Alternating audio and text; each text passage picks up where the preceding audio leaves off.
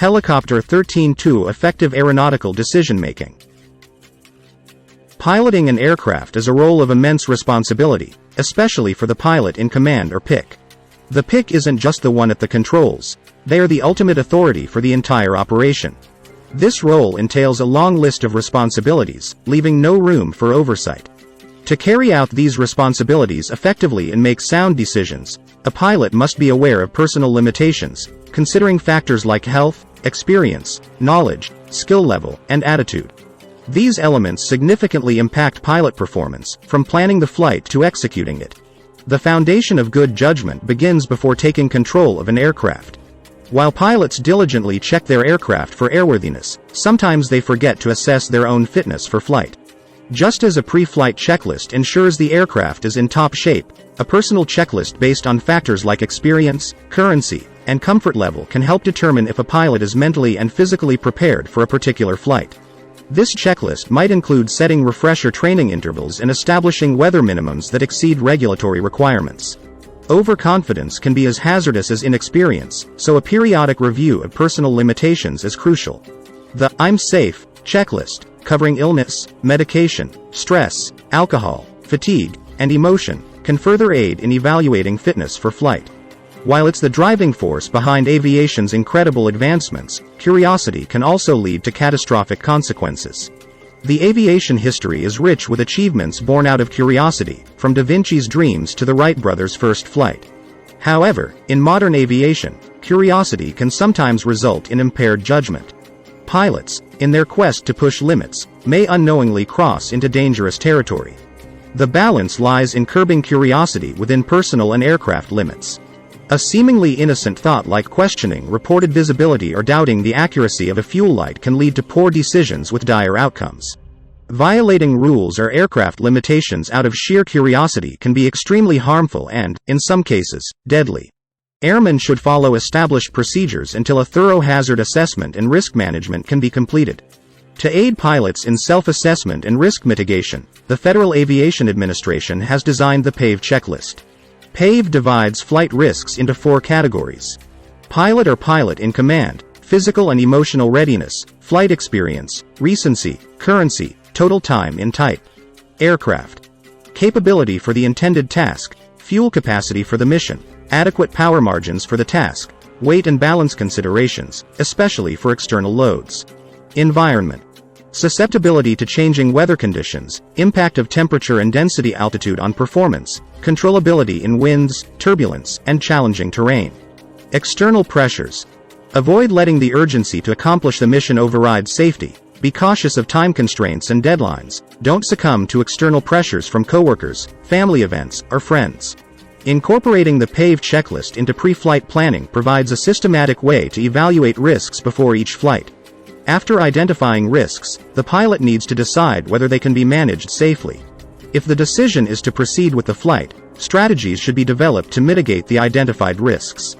One effective way to control risk is by setting personal minimums for each category, which should be periodically re-evaluated based on experience and proficiency. It's a dynamic process that ensures ongoing safety and responsible decision-making in aviation. Imagine you're up there in the cockpit all by yourself, handling everything. That's where single pilot resource management comes into play. It's like this cool mix of art and science, helping you juggle all the resources you've got, both inside and outside the aircraft, throughout your flight. We're talking risk management, situational awareness or SAW, and keeping an eye out for potential crash scenarios or controlled flight into terrain awareness. In single pilot resource management training, they teach you how to keep your cool by managing all those automation tasks, controls, and navigation stuff. You've got to be aware of what's happening inside and outside the cockpit. For example, if you're flying solo into a tricky spot without current wind info, you don't want to rely on some old weather brief. Use what you've got around you, like smoke, trees, or water, to figure out which way the wind's blowing. Now, inside the cockpit, you've got some pretty crucial resources. Keep them sharp by digging into flight info regularly and grabbing extra training when you can. But here's the kicker. You can't hover and flip through checklists or documents at the same time. So, it's all about having a smart plan for managing that stuff during flight. You've got to control the helicopter first, then deal with the paperwork. Checklists are your go-to for making sure all systems are a go. Having a solid plan for using checklists, especially in tight spots, keeps you focused and avoids chaos. And let's face it, chaos in the air is not where you want to be. You're cruising along, and suddenly the weather's acting up near your destination. You reach for the publications you need, and guess what? They're out of reach. Now you're struggling to get the info you need, and you accidentally wander into some restricted airspace. This little story highlights the need to really understand and use all the cool gadgets in your aircraft. It's like having a bunch of tools, but if you don't know how to use them, or you rely on them too much, things can go south real quick. So, continuous training and getting cozy with your equipment are key. Internal resources also include the Rotorcraft Flight Manual or RFM, a handy guide for flight planning and dealing with equipment issues. Plus, you've got aeronautical charts, publications like the airport or facility directory, and even your passengers. Give them a heads up, teach them some aviation lingo, and they can be your extra set of eyes and ears. In a nutshell, single pilot resource management is like your secret weapon for staying on top of everything when you're flying solo. It's all about being aware of the risks, using your resources smartly, and making sure you're not caught off guard. Because when it comes to flying, overlooking safety could have some seriously bad consequences. Let's delve into the realm of risk management in aviation. It's essentially a systematic approach to handling potential hazards, where you weigh the risks against the benefits of leaving them unchecked. The process involves identifying hazards, assessing the associated risks, and deciding on the best course of action. In this risk management game, we have two main players: hazards and risks. Hazards are conditions, events, or circumstances that could lead to accidents, like a glitch in the anti-torque pedals. Risks, on the other hand, are the potential future impacts of uncontrolled hazards, the possibility of loss or injury. Identifying hazards and evaluating the risk they pose are crucial elements for a safe flight. Now, let's break down the 4 key risk elements that come into play during every flight: the pilot in command, the aircraft, the environment, and the operation. The go or no-go decision is a critical aspect, and these risk elements help you determine whether to take off or stay grounded. Each element plays a role in this decision-making process.